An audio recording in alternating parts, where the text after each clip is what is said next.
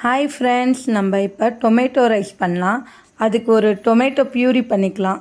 பியூரி பண்ணிவிட்டு tomato rice பண்ணும்போது நல்லா அந்த கிரேவி நல்லா கிரேவியாக நல்லா இருக்கும்.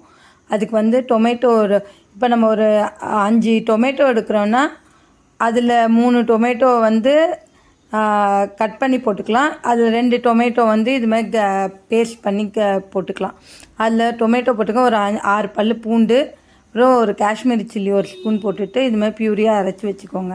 பியூரியாக அரைச்சி வச்சுட்டு அதுக்கப்புறம் ஒரு கடாய் எடுத்துகிட்டு கடாய் நல்லா சூடானோன்னே எண்ணெய் போட்டுக்கோங்க. ஆயில் போட்டுட்டு நான் கடலெண்ணெய் போட்டிருக்கேன். நீங்கள் எந்த ஆயில் வேணால் போட்டுக்கலாம். கடலெண்ணெய் நல்லா சூடானோன்னே கடுகு போட்டுக்கோங்க. கடுகு நல்லா பொரிஞ்சோன்னே ஜீரகம் போட்டுக்கோங்க. நல்லா பொரிஞ்சோடனே ஜீரகம் போட்டுக்கோங்க. ஜீரகம் போட்டுட்டு நல்லா அது ரெண்டையும் நல்லா பொரிஞ்சோடனே கடலப்பருப்பு கொஞ்சம் கேஷ்யூ நட்டு எல்லாம் போட்டு பண்ணால் அந்த சாதம் நம்ம ரைஸ் சாப்பிடும் போது கொஞ்சம் நல்லா க்ரன்ச்சியாக நல்லா இதாக இருக்கும். அதனால் உங்களுக்கு ஆப்ஷன் தான். உங்களுக்கு வேணும்னா கேஷ்யூ நட் போட்டுக்கலாம், உங்களுக்கு வேணும்னா போடாமல் கூட பண்ணலாம்.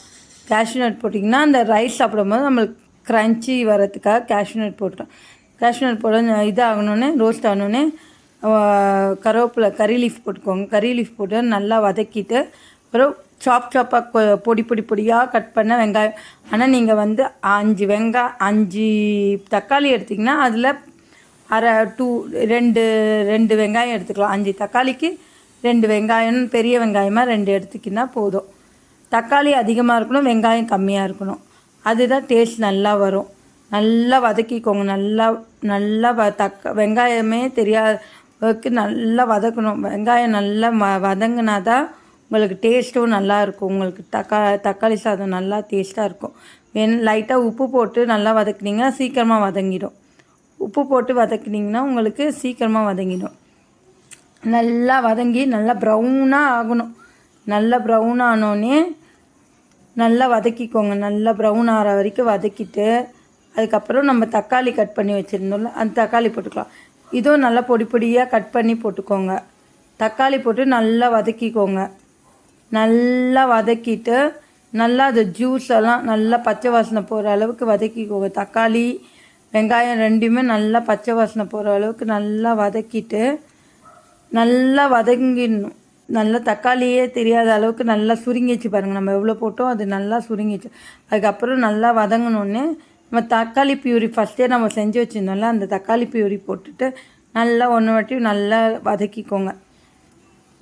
நல்லா வதக்கிட்டு அதுக்கு முன்னாடியே நான் ரைஸை ஆற வச்சு வச்சுருக்கேன்.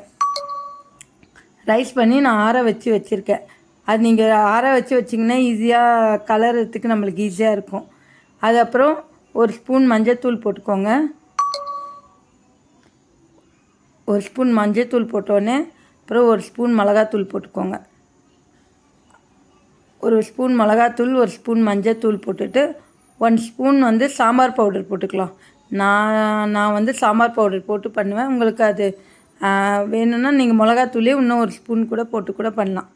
நான் 1 ஸ்பூன் சாம்பார் தூள் போடுவேன், எங்கள் வீட்டு ஸ்டைல் படி. நல்லா எண்ணெய் பிரிஞ்சு வர அளவுக்கு நல்லா கொதித்து நல்லா வதக்கிக்கோங்க. வதக்கினோன்னே அந்த மஞ்சள் தூள் மிளகாத்தூள் ஒரு பச்சை வாசனை பிறந்தா கொஞ்சம் லைட்டாக தண்ணி ஊற்றி நல்லா கொதிக்க வச்சு நல்லா இது பண்ணிக்கலாம். நல்லா கொதிக்க வச்சு எண்ணெய் நல்லா பிரிஞ்சு வர அளவுக்கு நல்லா கொதிக்க வச்சுட்டு தக்காளி தொக்கு நம்ம ரெடி பண்ணி வச்சுக்கிட்டோன்னா அப்புறம் ரைஸ் நம்மளுக்கு ரெடியாக இருக்குது. ரைஸில் மிக்ஸ் பண்ணிவிட்டு லன்ச் பாக்ஸ் கொடுக்கறதுக்கு நல்லாயிருக்கும். இந்த தக்காளி சாதத்தை நீங்கள் ஒரு வாட்டி ட்ரை பண்ணி பாருங்கள். உங்களுக்கு பிடிச்சிருந்தால் லைக் பண்ணுங்கள், ஷேர் பண்ணுங்கள், ஃபாலோ பண்ணுங்கள். தேங்க்யூ.